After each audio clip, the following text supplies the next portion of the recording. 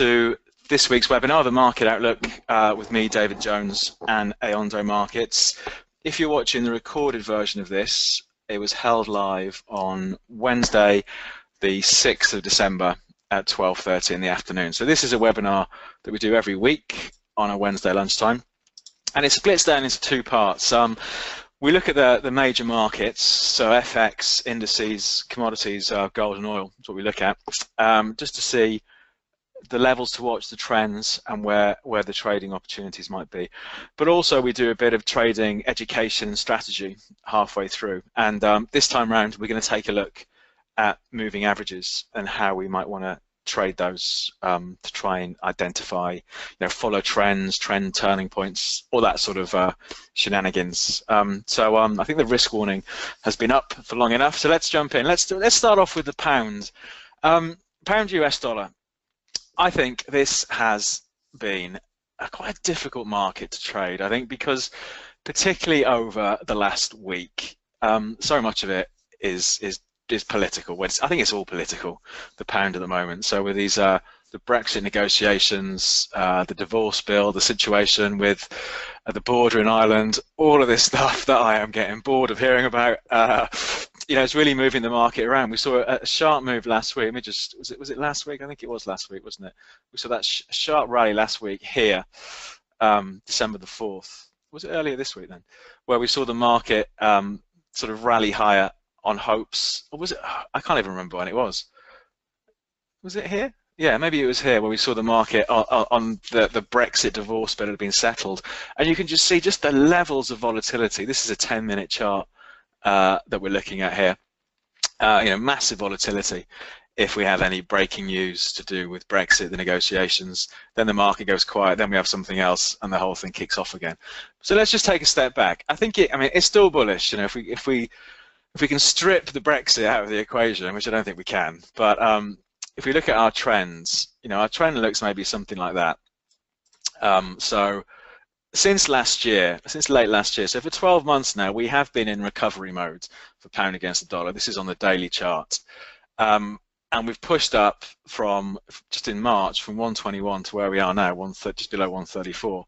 So we've seen a 10% move since March. We saw this trend line tested again in November. We had that period, October to sort of late November, where the market was trapped in this sideways range. But 130, clearly big level of support down here for pound against the dollar. That's a major support level. And I think it's only if we see that level cracked that we have to worry that this recovery is actually running out of steam. So we broke out of the sideways range, the breakthrough about 133.40. So this was positive. The market has pushed as high as maybe 135.50, but we still have the big levels left up here at 136. So assuming this trend is going to continue, I think medium term the expectation is for a test of 136.60 and possibly a breakthrough here. Then we can start looking at much more aggressive targets. But maybe, while these negotiations continue, it's just going to be more chop. So I think it's a hard market to trade. I think that there are definitely opportunities in hindsight, but I think just because of the volatility of the moves, it's not really a normal market at the moment. It's pretty weak still now. This is if we look from the beginning of December, so early December, it hit. Actually, that's the Brexit divorce bill down there, wasn't it? November the 28th. That was the move. I remember because I was watching it and wondering if it was going to trickle any lower, and it just absolutely took off like a rocket. But since I think the beginning of this month, we are still in this corrective phase. We have seen the market today push below the lows from back here from yesterday, early yesterday morning. So it's still weak. I think if we do see prolonged weakness down to maybe 132, 132.30, there's maybe an opportunity there for some stability to come back in. But let's see what happens. If suddenly there's some sort of surprise announcement this afternoon, the market could be back at 134.70. It is. I think it's a bit of a crackers market at the moment, but it doesn't change that bigger picture. The story is still one, I think, of recovery there. Let's look at something a bit more sensible. Let's take a look at euro dollar. Let's bring up that chart. So euro US dollar. I think this is interesting. It's been I think it's been a bit challenging in October because we did have we had this trend from April that got broken, but the market did hold above 116.60. We saw a decent rally off that. Breaks. Is it a false break? Don't know. Pushes a bit lower. Looks like, okay, this is the start of a sustained move lower, and bang, the market has rallied back up. So I think now this is a false break. So for me, maybe the important trend is this one here, this one that's been going on since the 7th of November. So for me, if I was trading euro dollar, I'd be looking to be a buyer into this trend, and maybe banking on a retest of 121, the highs for the year from October. But as usual, it's all about, well, where do we get in? Where are our stops going to go? All of that sort of stuff. So let's just take a look. So we'll bring up the hourly chart for euro dollar. So it looks, there we go. So these were the lows. That was the second break that ended up being a false break. Let's put our trend on here and see, are we actually still in this trend, or has it fallen out? Okay, it's falling out. It's fallen out of that trend. But for me, until it breaks the last sort of major low before the major high, that trend is arguably still intact. So I think there are a couple of ways of playing this. So I believe this trend is still going. An aggressive approach, I think, would be, which isn't one I would actually do, but to be a buyer now, wherever it's trading now, 118.08, with a tight stop loss underneath the lows from yesterday, so late yesterday. And that is pretty tight, but I think if you fancy a bit of an aggressive trade, there's an argument to be a buyer, and assuming these lows are going to hold. This whole 118 to 118.20 has been a bit of a level this month. We've seen spikes below it. Let's just zoom in a little bit. We've seen spikes below it, but they haven't lasted long. Yesterday, we did see more of a sustained move below it, but the market did manage to drag itself up. So I think in the really short term, 118 is the level to watch for euro dollar. So like I say, maybe the aggressive trade is a buyer down here with stop losses, maybe, I don't know, 17.80. So you've got a 30-point stop loss, but if the market starts to rotate, there's a lot of potential upside in there. Probably the more patient trade and the better trades for me here would be stops below these lows, November the 21st down here. So at 117.10. So the low 117s is to see what happens if the market does get down there. So if we start to break below here this afternoon, what happens down here? So I would definitely be looking to be a buyer down here, but like I say, there may be the aggressive trade if you really want some action, is to be a buyer now. But I think tomorrow, is it tomorrow, we've got European GDP coming out, and Friday, of course, is the big one. We've got the non-farm payrolls coming out on Friday, so we could potentially have a couple of volatile days. But I think for me, my money is on the euro going back up to there rather than going back down to here at the moment. Let's see how that pans out over the next week or so. So that's euro dollar. I think that's an interesting one to watch. Euro sterling. Let's pick up on euro sterling actually. Now all this Brexit stuff is going on. The big picture has not changed for euro against the pound. This 80, what is it? 86. Let's just put our line on. It's such a big level for euro against the pound. So going back, something like that. There we go. 87.40 has been just massive support all the way back to the beginning of the summer, sort of June. And again, we've seen it play out again. And I know every week I do bang on about these big levels and how important they are. But what a great job it's done again. Just when was that? Just 4th of December. The market pushed back down again within 10, 15 points of that level, and we're already 70 points above it. So I think clearly, if we see euro sterling dip below 88, it looks like a buying opportunity. It doesn't look like it's going anywhere fast. We are well capped by the sort of 90-30 levels up here, but clearly the market still likes euro sterling down at these levels. If we see a break, I think it could be the start of quite a dramatic sell-off, because it has been such a line in the sand. So this 87.40 is a big one to watch. But for now, at least, it's still doing a cracking job of holding the market up down here. And the other one that's interesting, because we did see on Friday there was quite a bit of pressure on the US dollar. and let me show you this on the dollar Swiss chart, because of what's going on politically with the, you know, what happened with Russia, who said what, blah, blah, blah, all that sort of stuff. You know, we had seen, you know, a bit of a, I think, where was Friday? Hang on a second, there we go, there's Friday. So this is a 10-minute chart.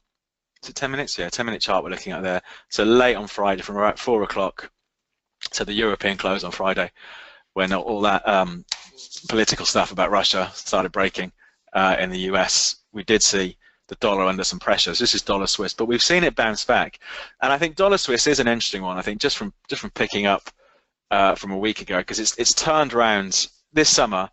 It's turned around pretty much where it turned around in 2016. You know, down at the sort of the mid 94s level. We've seen a strong rally since then, and I've just been waiting to see if we get a chance to buy a pullback, and maybe we've missed it, but maybe not. You know, I think, you know, we've had this great trend up. Let's just pick up on a trend line coming off these highs. And maybe if we flip it over to an hourly chart, this will look maybe a little bit clearer. There we go. So let's say we're going to plonk our trend line, I don't know, maybe from there to there. Okay, so it looks like over the last couple of days it's broken out. So for me, I'll be looking to buy the dips on dollar Swiss, so looking for a recovery. Where would you have your stop? I mean, the tightest I'd have my stop below these lows from earlier this morning, but ideally, well, ideally below here, which is a long way away from where we are now. But if we do see it start to pull back, I'll be watching for strength to come back in, and then looking for it, you know, targeting these highs from early November up around 1, where we've got parity, the US dollar and dollar Swiss and the Swiss franc, sorry, parity. So I think that's an interesting one to watch, just as a like an overall barometer of the US dollar, stripping out the euro, the pound, all the Brexit shenanigans. You know, dollar Swiss I think is an interesting one to keep an eye on. But for me, going back to the dailies, you know, we've turned around where we turned around a year ago, sharp move up, sell off, and now maybe back up to this sort of area. So I think that's an interesting one to keep an eye on. And then, well, let's have a look at moving averages. But before we do that, let's just have a quick look at, of course, Bitcoin. I can never say that and keep a straight face when I talk about Bitcoin. Hang on a second. Let me let's just what we're going to do. I need to try and find it. Have I got it in my watch list anywhere? I thought I had it, but maybe not. No. Okay. So let's search. Because I think today it's pushed out today to fresh all-time highs, of course, again. So I have got it in my watch list. Why isn't it showing? Oh, because it's there. What am I doing? Here we go. So it's pushed out again. I think that the interesting thing, I mean, Bitcoin, like I said last week, it is a bubble, but it's a bubble that keeps going up. But it's an incredibly volatile bubble. I think I said in the past I've traded it a bit from the mid, I think 4,500s, so only since September of this year, but really just buying the breakouts and trailing a pretty wide stop loss. I did get shaken out last week because it burst out. It was again just a ridiculous move. It burst out to fresh all-time highs again last week, up to nearly 12,000. Oh, okay, no, actually 11,500. But then fell back 20% the same day, so I got taken out of the trades I had on then, but I bought back in over the weekend because it's going up again. So it broke out, and I think I'm in from about, I don't know, 11,700 probably, somewhere around here, when it broke out past those all-time highs again, and has set fresh all-time highs. I think the interesting thing for Bitcoin is going to be there's this futures contract launching this month, later this month. I think it's the Chicago Mercantile Exchange, isn't it? So it'll be interesting to see how, when it starts to be available to be traded as an inverted commas proper market, do we see more two-way business in Bitcoin? Because I don't pretend to understand the technology or this blockchain stuff, but I do think at the moment it's the greater fool market. You know, I'm buying because I'm assuming in a couple of weeks' time there's somebody who's going to pay more for it because the price is going to go up. And I think it really is a highly speculative market at the moment. You know, lots of people who wouldn't normally be involved in markets are talking about it. Plenty of people thinking it's free money. Let's see what happens when this Bitcoin futures contract launches, and do we get a bit more sort of sensible back and forth trading? Maybe it'll just carry on going up. Who knows? Anyway, let's talk about moving averages. Let's have a little break and flip over. Here we go, to talk about this idea of moving averages. I'll start off by saying, you know, I don't use them very much, but well, if at all. But that doesn't mean they're a bad thing. You know, we all have our favorite things that we do. The idea behind moving averages is really simple enough. You know, let's say we have a market that's trending lower like that, and then turns around and goes up. And if we plonk, let's say we put a 20-day moving average on this market, the way a moving average gets calculated, traditionally it's off closing prices, but you can calculate it off highs, lows, opens, whatever. But traditionally it's the closing price, and it just looks at the last 20 days closing prices, adds them up. So if we were here, it would look back at the last 20 days, add up the closing prices, divide them by 20, give us an average. There we go, a bit of GCSE maths, and it gets plotted on the chart. And of course, in a falling market like this, the moving average will usually sit above the price because it will have a higher value than the price, because the moving average is taking into account higher prices than where the market is now if it's falling. And in a rising market like this one here, the moving average typically will sit below the price because the price is here, but the moving average is taking into account lower prices. So it's you know, referred to as a lagging indicator because it's looking, you know, far back. Well, it depends on how long your moving average is, but it's looking far back. So in an uptrend, the moving average is below the price. In a downtrend, the moving average is above the price. And it's the simplest of signals. Clearly, when the trend changes, the moving average and the price have to swap over. So you know, you get something like that. So it's this here. That's in this example, that would be our buy signal. So it's the classic simple moving average crossover. Okay, so that would be our buy signal.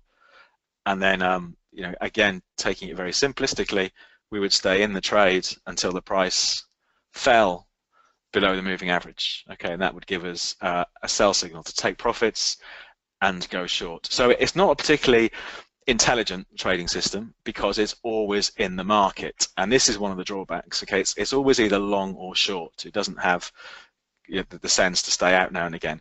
And where moving averages, of course, perform really badly is if the price is going sideways like that, where the price isn't actually changing that much.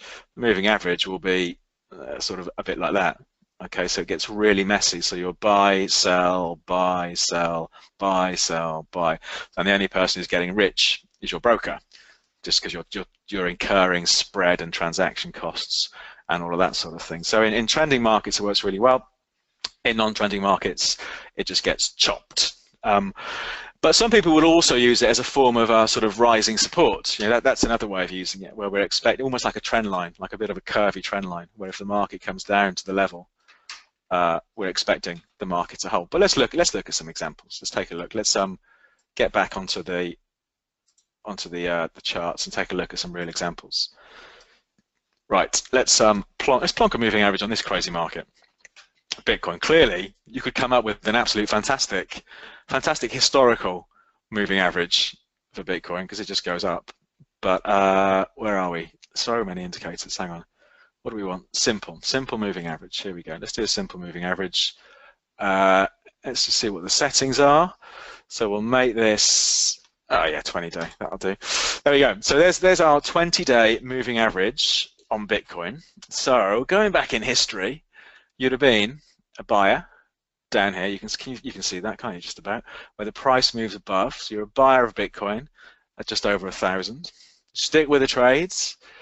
And maybe you get out here, but maybe you wait for the close, so you're out here. So you close it at 2,400 and you go short, so you've doubled your money, happy days. But then you get stopped out the next day, you reverse the next day because it crosses back up above the moving average. And you can see even on Bitcoin, it gets a little bit choppy, a 20-day moving average. If the price goes sideways, the price and the moving average are so close together. Then you're back in again here. Let's say you wait for the close, so you're in again at 2,875. You're out here at 4,295, and then you're short and you buy back the next day, you get stopped again, you buy back in again here, so you buy in at 4,208 and you close it here somewhere at 6,000, then you're back in again the next day at 6,500, and you're still in the trade, and you've doubled your money. Well done, you are a trading genius.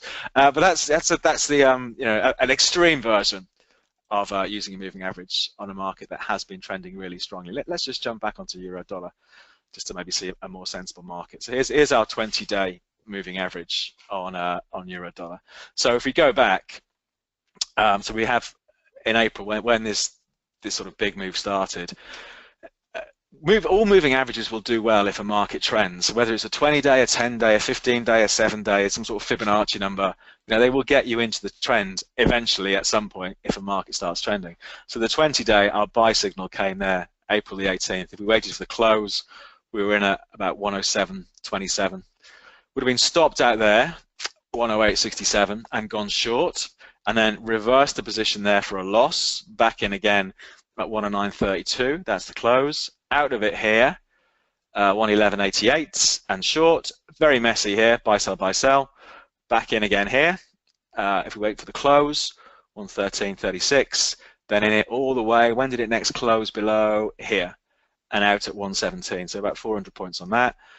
A little bit messy there, and short there, and so it goes on. So the latest signal it gave was it's actually going to be today. If it closes below the moving average today, so the moving average is about 118.32. If it closes below there today, that's a sell signal off the moving average. So it gave a buy signal back here on the close above, 116.62.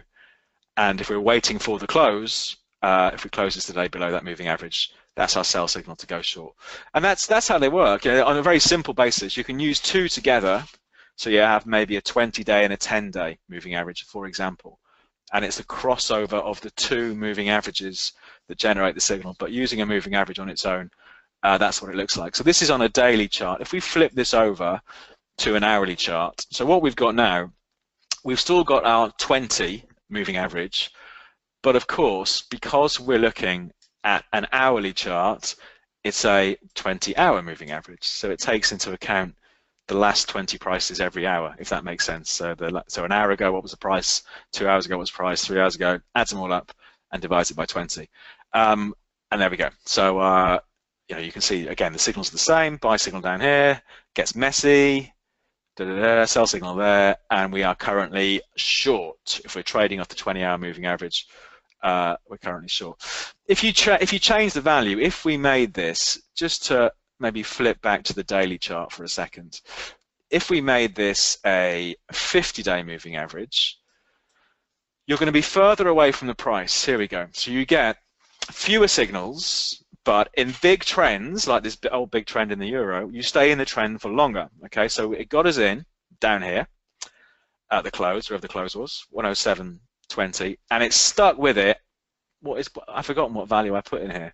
50, wasn't it? 50-day. So the 50-day moving average stuck with it all the way until here. So in at 107 and out at 118.60. So we made 1,100 points from that move. Would you have bought in there? So you've gone short there, bought back there, stopped out the next day, short, bought back in there, and you're long. So on the 50-day moving average, the last signal it gave was a buy signal. Okay, so that's just so you have fewer false signals because it's going to be further away from where the price is trading. The disadvantage is it will normally, this one worked quite well, but it will normally get you out a bit later when the trend changes because it's further away from the price. The market needs to move further to give you a signal the other way. And if we flip this over, just one last look, then we'll look at our other markets. If we flip it to a 5-day moving average, there you go, you can see, I mean, it really hugs the price. A 5-day moving average, you're just there, you're right on the price all the time. Yeah, so it's really choppy and really messy. It's not one I would recommend, but that's what a 5-day moving average, the shorter term moving average looks like. Let's go, what should we go with? Let's go with 20 and let's look at our other markets. Okay, let's look at the S&P. We'll look at the US stock markets. US stock markets have gone down 2 days on the trot. What is going on? So we did see yet again, of course, US stock markets hit fresh all-time highs on Sunday night. Actually, I think they gapped open. Was it Sunday night? They gapped open in Asia trade, but have been on the back foot a bit since then. So if you're a massive bear, you might think the top is in. But I think based on what's been happening historically, I wouldn't be calling the top just yet in US stock markets. So at the moment, we'd have to treat this as a buying opportunity. You know, so our trend, our sharp trend from August looks like this. So this is our 3-month trend on the S&P 500. So I think the big level of support to watch on the dailies, at least, the most immediate support are these lows from the 1st of December, and that's pretty much 26.04. We've also got our trend line coming in a bit lower than that, about 25.90 at the moment. And if you want to stick with the 20-day moving average, that's coming in about 26.06. So I think if we saw much pressure this afternoon and tomorrow, let's watch that 2600 area and see how the market performs. But you know, just based off this trend, I think we've got to lose 25.40 to even suggest this latest leg higher is under pressure. Let's have a look on the short-term charts. Here we go. So that was the spiky sell-off. I think I'm assuming that was Friday, wasn't it, with all the Russia stuff. Really big move. Went from 26.48 down to 26.04, a 44 point move in the S&P. We'll have a look at the Dow in a minute. There's the gap up in Asia trades on Sunday, and the market's come. And you can actually see just in the overnight market, we are seeing some strength coming in. So the aggressive trade here, given the fact the market sold off for 2 days pretty sharply, which we haven't seen for a while, and dips all of this year have just sucked in more buyers. The aggressive trade here would be to be a buyer wherever we are, 26.26, with a stop loss underneath that overnight low. That overnight low is about 26.19. So that would be maybe the aggressive trade, looking for the market to recover and claw back. You know, there's a lot to claw back there. There's 40 points there. So I think that's maybe an interesting trade. But if we saw a deeper sell-off, let's see how it reacts if we push back to those low 2600s. But I wouldn't be calling the top in US stock markets just yet, just based off the fact we've sold off for 2 days and also in the overnight market. Let's see what happens today. Let's have a quick look at the Dow. It's going to be the same, obviously pretty much the same. There's our Dow chart. So the corresponding level in the Dow, that sell-off. Let's have a look at that sell-off on Friday in the Dow. Oh, what's happened here? I'm not quite sure what that's gone a bit loopy. Here we go. So there's that sell-off in the Dow on Friday. So the market touched 24,320, which wasn't quite a fresh all-time high, but then dumped down to 23,922. So we saw, again, it's a 400-point sell-off, isn't it? And you can see just the recovery since then, and it's all about, well, how does it really perform from here? But the Dow as well, we've seen a low in the overnight session at around about, what, 24,090, and the market's already bounced back about 50 points, 55 points from that level. So again, an aggressive trade, be a buyer now with a stop beneath that overnight low. So US stock markets, a bit of pressure last couple of days, but doesn't change anything for the bigger picture so far. And the FTSE, why has my chart suddenly decided to not scale itself properly? Hang on. I mean, the FTSE, again, has been pretty buffeted by the Brexit stuff because that's had an impact on the pound. So what the pound is doing has an impact on the FTSE. There's an argument, I think, for being a buyer of the FTSE down here. And the FTSE really has underperformed in recent months, you know, versus the US. We have these old highs, all-time highs at 7,600 that are still there. They were set in May of this year, June. Couldn't be broken in October, couldn't be broken in November. But we're back down. These are daily charts, and you can see just over the last week or so, the market's really sort of rejected prices at around about 72.80, and by rejection, the market, you know, market's travelled down there, and bang, it's come back up. You know, so again, based on the daily chart, we've done it again this morning. An aggressive trade for the FTSE, be a buyer, stop under these lows. It is an odd market, the FTSE, but that's maybe the aggressive trade there, I think, in the FTSE. But we do have, I think, again, it's only if we lose these old levels from April at about 7,080 that we have to worry about a much deeper sell-off. But you'd be pretty frustrated, I think, if all your money was in the FTSE the last few months when the US markets have powered higher and the FTSE's just really struggled to break these all-time highs. How are we doing for time? It's all right. We'll do about 5 more minutes. And a quick look at the DAX before we get into gold and oil. I think gold's interesting because it's down to a big level. But what are we looking at here? Let me just flip it over to a daily chart. So the DAX DAX is a little bit odd, actually. Look at that, some weird price action. Really strange. I think it's interesting that if you go back, this is the last couple of weeks, the bodies of the candles, mainly, the opens and the closes, have stayed above 12,960, but we've seen these forays down to sort of 12,850, rejects it on the 1st of December, and is sort of rejecting it again today. So again, I think the aggressive trade for the DAX. The DAX is a pretty volatile index. The aggressive trade for the DAX, a buyer at 12,935 with a stop under those lows, and because it is so volatile, that's 120 odd points away. But I think it's interesting how we've seen it reject these prices. Let's see what it looks like on an hourly chart. All those, yeah. So it spends like a bit of time down there, a bit of time below sort of 12,900, maybe a couple of hours each time, and then snaps back. And it's interesting, it's done a similar sort of thing today. But yeah, some odd movements there. So pretty sideways for the DAX over the last couple of weeks. But let's see what happens. The US market is the one to watch, and I'd expect that to snap back, that 2,600 level, a big one for the S&P. Let's look at gold and oil. Let's look at oil first. Here we go. So nothing's changed in oil. This is our daily chart for oil. We're trading now roughly where we were a week ago, but it hasn't really changed our bigger trend. It's lost that whatever moving average this is, 20-day moving average. It's lost that a little bit. But again, we've seen sell signals in the past off this 20-day moving average, and they've ended up being just pullbacks in the trend. So let's put our trend line on the price of oil. There we go. So the price of oil is still up. The trend is still up, I should say, from well, this trend here I've picked up on from August, but it's still up from June. So for the last nearly 6 months now, we've had an uptrend in the price of oil. It's broken out through $56 a barrel, which were the highs from earlier this year. They were set earlier this year. So this is bullish. Was it the RAC who came out and said that petrol prices are at a 3-year high or something, I think, earlier this week? So we're all feeling the pinch.